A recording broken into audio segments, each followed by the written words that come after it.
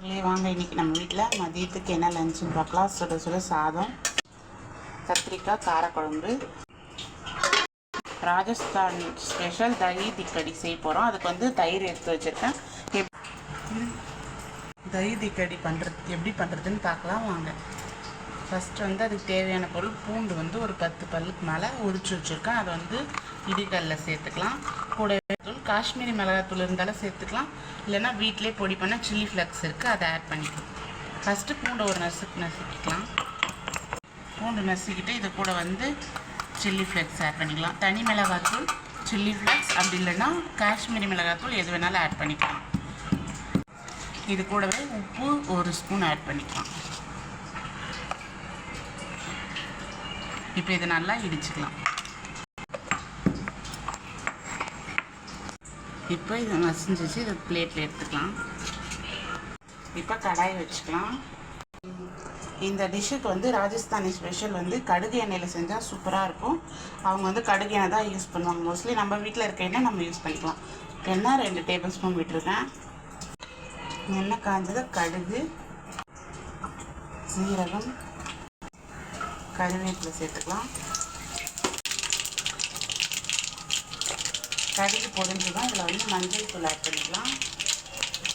நம்ம இடித்து வச்ச தூள் ஆட் பண்ணிக்கலாம்.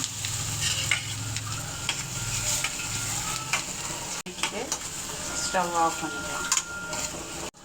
இப்போ இதில் தனியாத்தூள் 1 ஸ்பூன் போட்டுக்கலாம்.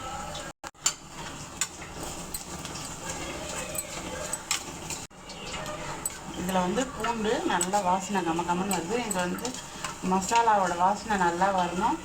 செவக்கிற அளவுக்கு நல்லா வதக்கிக்கலாம்.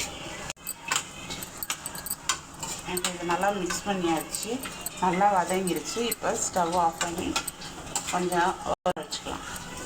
இதை ஆற வச்சு நம்ம மிக்ஸ் பண்ணால் தான் தயிர் ஃப்ரீயாக இருக்கும். அதனால் லைட்டாக ஆற விட்டுக்கலாம். இப்போ இது நல்லா ஆறிடுச்சு. இதில் நம்ம தயிரை மிக்ஸ் பண்ணிக்கலாம். இது இட்லி, தோசை, சாதம், சப்பாத்தி கூட சாப்பிட்டா இன்னும் டேஸ்ட்டாக இருக்கும். இப்போ இது நல்லா மிக்ஸ் பண்ணிக்கலாம். பாருங்கள், பார்க்கவே எவ்வளோ டெலிஷியஸாக இருக்குது. டேஸ்ட்டும் சூப்பராக இருக்கும். ட்ரை பண்ணி பாருங்கள். மிக்ஸ் பண்ணும்போதே சாப்பிட்ணுன்னு தோணும்.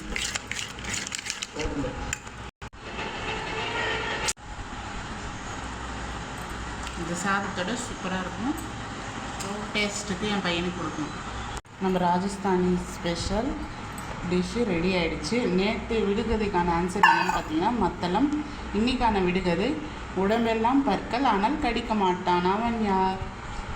இந்த விடுகதைக்கு ஆன்சர் தெரிஞ்சால் கமெண்ட் பண்ணுங்கள். மறக்காமல் நம்ம சேனலை சப்ஸ்கிரைப் பண்ணுங்கள். உங்கள் ஃப்ரெண்ட்ஸ்க்கு ஷேர் பண்ணுங்கள். பாய்.